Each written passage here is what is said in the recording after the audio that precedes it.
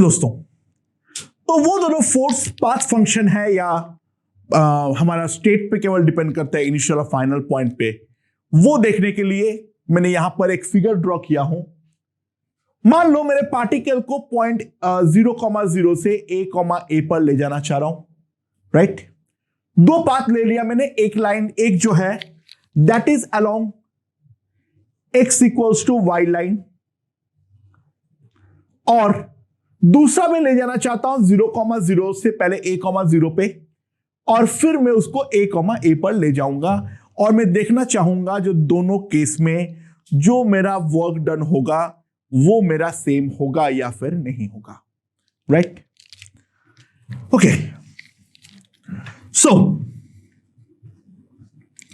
F vector पहला वाला case में क्या था मेरे पास, x i cap plus Y j cap, पहले वाले केस में ये था, राइट। तो जो मुझे एक्सटर्नल फोर्स पार्टिकल को बहुत धीरे धीरे लेने के लिए एफ एक्सटर्नल जो लगाना पड़ेगा that will be minus x i cap minus y j cap. Obvious सी बात है ना, ऑब्वियस सी बात है। मैं पहले में पाथ 1 चुनता हूं।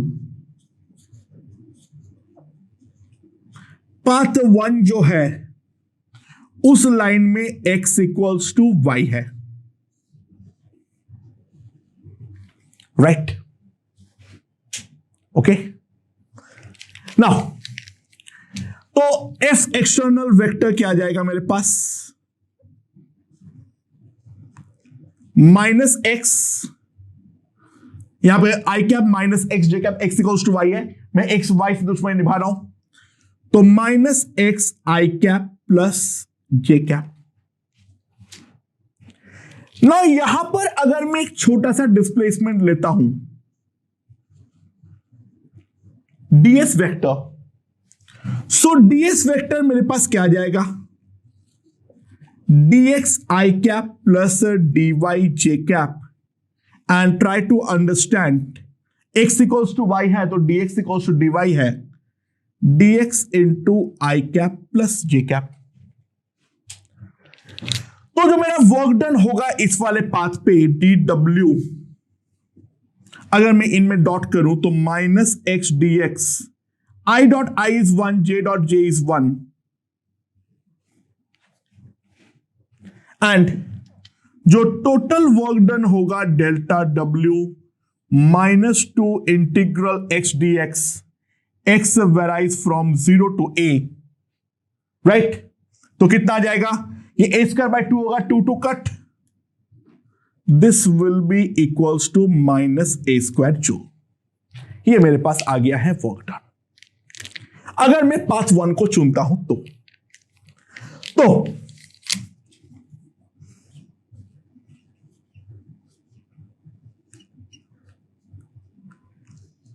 पार्ट 2, अच्छा पार्ट 2 में दो पार्ट है, एक ये वाला एक ये वाला। तो जो पहला पार्ट है उस पे पूरे के दौरान y जो है वो हमारा 0 है, तो सिंपल सी बात है उसके पूरे के दौरान f1 वेक्टर जो होगा y को तो तुम समाप्त कर दो, it will be simply x i cap, right. So इसके दौरान जो मुझे एक्सटर्नल फोर्स लगाना पड़ेगा that will be minus x i cap, okay. So अब मैं क्या लिख सकता हूं, जो हमारा ds वेक्टर होगा that is equals to dx into i cap, वो मैं लिख सकता हूं। सो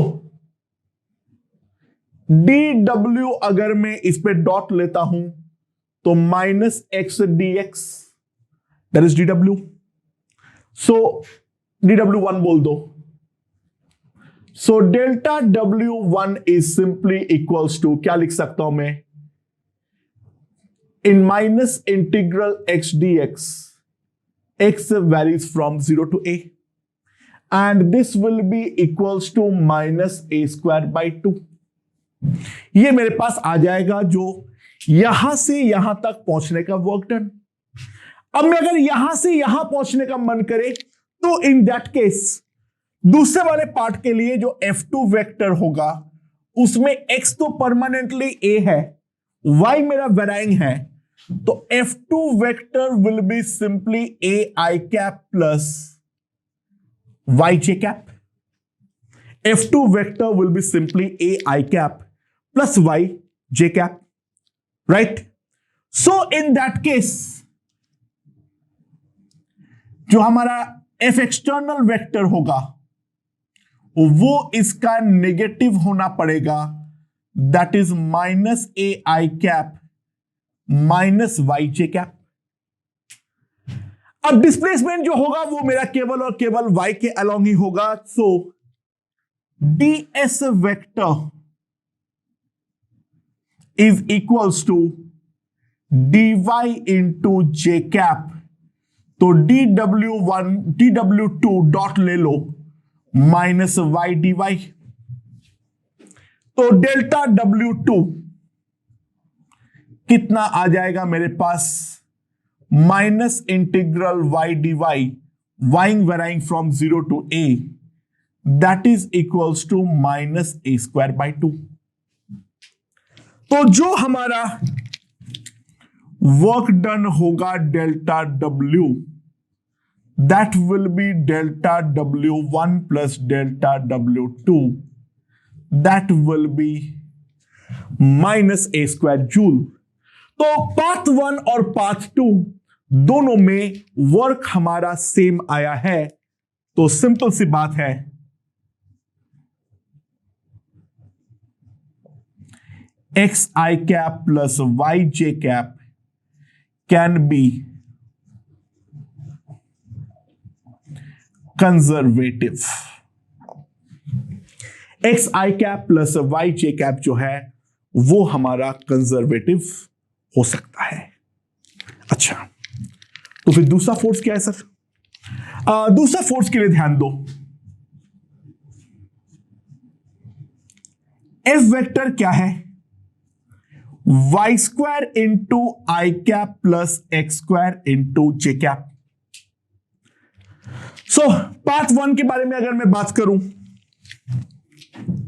पाथ 1 के लिए x इक्वल्स टू y है. अच्छा, F एक्सटर्नल कितना लगाना पड़ेगा पूरे प्रोसेस के दौरान?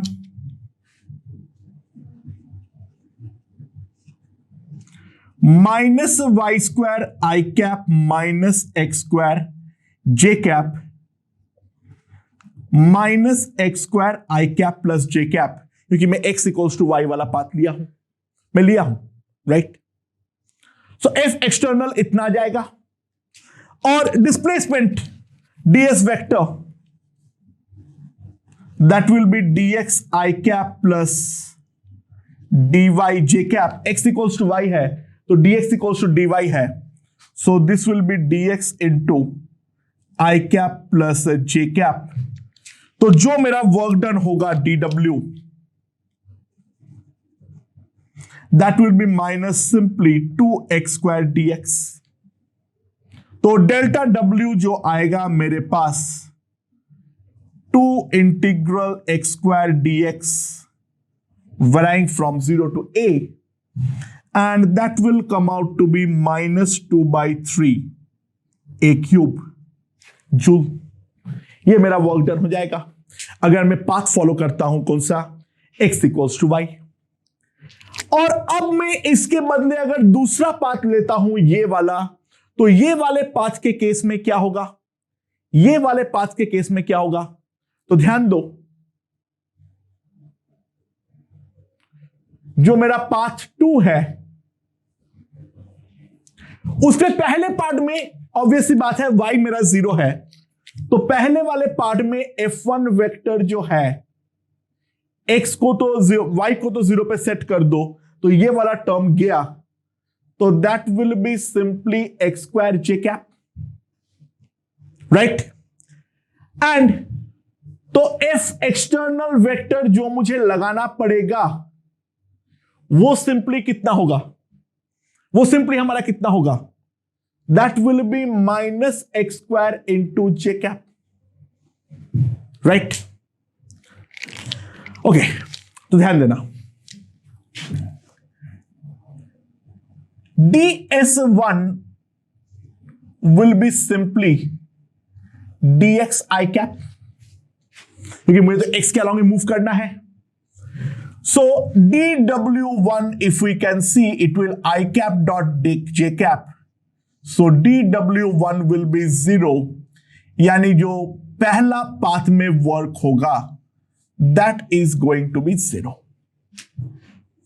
Okay. Now F2 वेक्टर क्या होगा?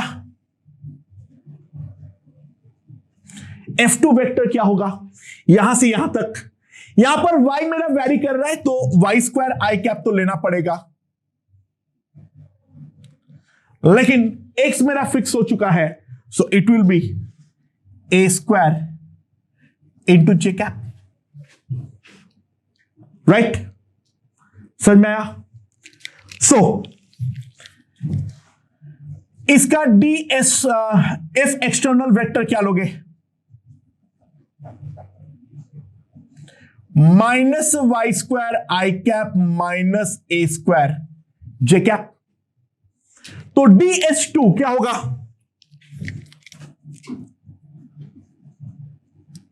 ds2 वेक्टर क्या होगा? dy into j cap.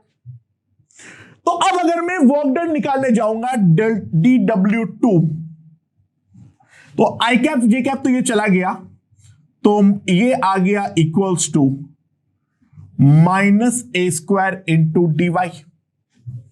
तो जो टोटल वर्क डन होगा delta w2 minus A square integral D Y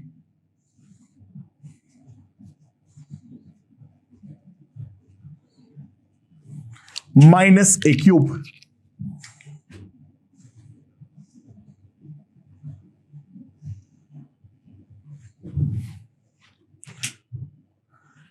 that is obviously बात, देख सकते हैं ये वाले पाथ का वर्क और ये वाले पाथ का वर्क, ये दोनों डिफरेंट आया है. देखो अगर डिफरेंट आया है फिर तो कंजर्वेटिव हो ही नहीं सकता है. सेम आया है कुछ नहीं बोल सकता हूं, कंजर्वेटिव होने का चांस है, लेकिन अगर डिफरेंट आया है तो डेफिनेटली वो नॉन कंजर्वेटिव ही है. तो the force is non conservative.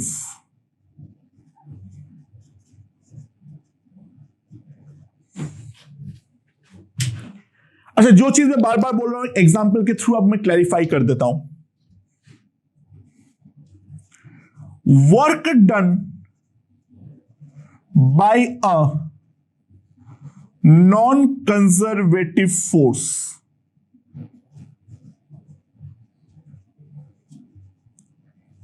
may be independent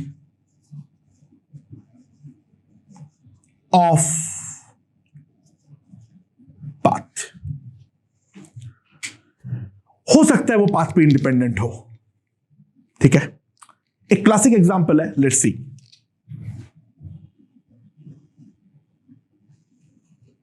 पहले क्वेश्चन को देखते हैं फिर एक्सप्लेन करेंगे. मेरे पास एक रैंडम शेप का कोई पाथ है. ये वाला लेंथ जो है वो लेंथ है L और ये वाला हाइट जो है वो हाइट है H. ये वाला लेंथ जो है वो है L और ये वाला हाइट जो है वो है H. नाउ यहां पर एक पार्टिकल है मास m. इसके ऊपर एक फोर्स लग रहा है F vector. F is applied tangential to the surface. वो जो हमारा सरफेस है उसका इमीडिएट जो टेंजेंट बन रहा है, हर पॉइंट पे अलग अलग बनेगा. सरफेस बहुत ही अजीबोगरीब शेप का है. अच्छा, सरफेस जो है वो रफ है और उस पर कोएफिशिएंट ऑफ फ्रिक्शन है mu. Body is raised very slowly. Body जो है वो बहुत धीरे धीरे धीरे धीरे मूव करवा रहा हूं, यानी प्रैक्टिकली मैं मान सकता हूं हर पॉइंट पे नेट फोर्स 0 है, right, and kinetic energy of the particle भी 0 है। तो सवाल इसमें यह पूछा गया है, कैलकुलेट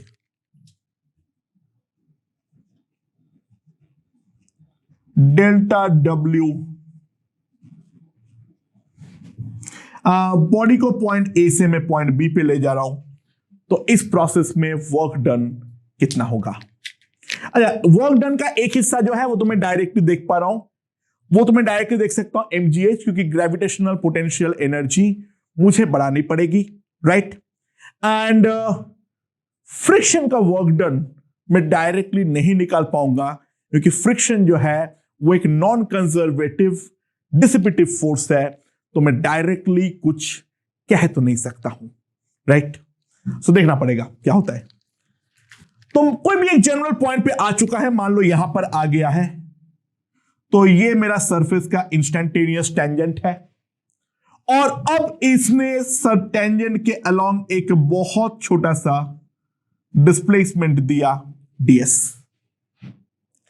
ओके, ये टेंजेंट एक्स एक्सिस के साथ जो इंस्टेंटेनियस एंगल बनाता है वो मान लो है थीटा, और अब इसको मैं थोड़ा बड़ा करके देख रहा हूं। ध्यान दो, जो ds है उसको मैं थोड़ा सा बड़ा करके देख रहा हूं। तो बेसिकली ये एक इंक्लाइन प्लेन की तरह काम कर रहा है। उस पॉइंट पे जो इंक्लिनेशन है वो है मेरा angle theta. And now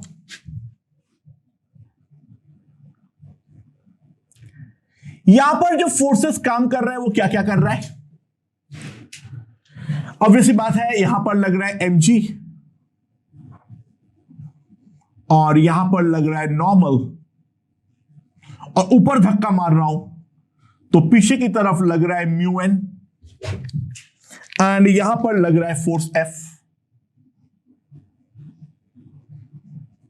so resolve mg into two components, resolve mg into two components, right? So ये एंगल मेरा थीटा है, तो फोर्स F जो होगा, मैंने अब उसमें दिमाग नहीं लगा रहा हूं, n जो है mg cos थीटा होगा, एंड ये होगा मेरे पास mu N mu mg cos theta. तो फोर्स F में डायरेक्टली बोल सकता हूं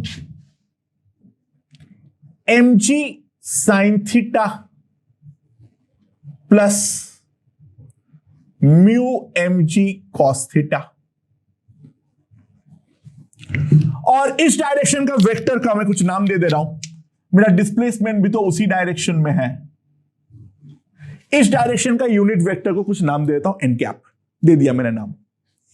एंड तो फोर्स वेक्टर अगर मैं लिखूंगा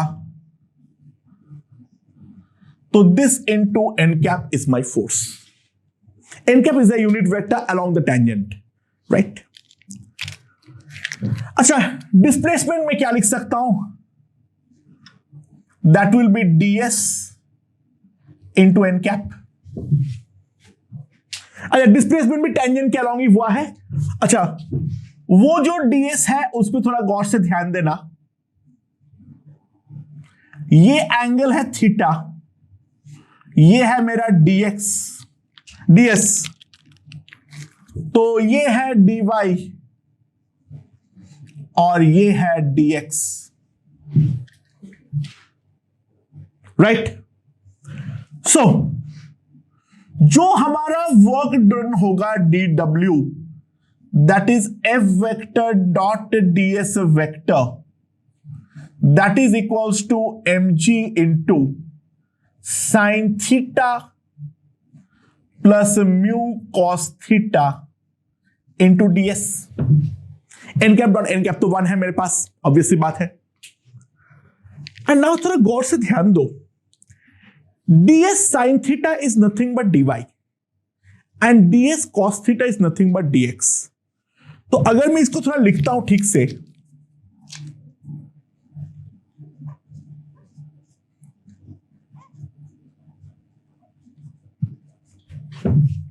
ये लिख सकता हूं।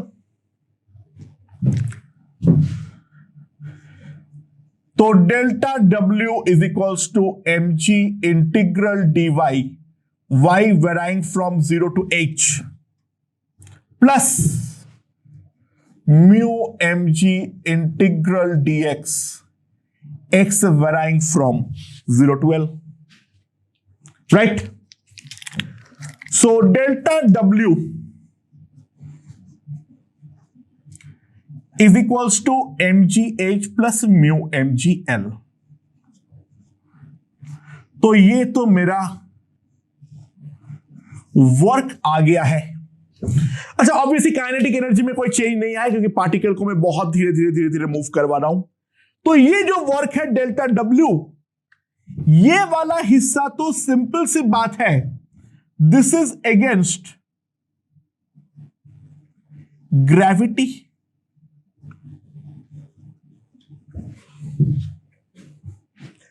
और ये जो वर्क है, ये जो वर्क है, this will be definitely against friction.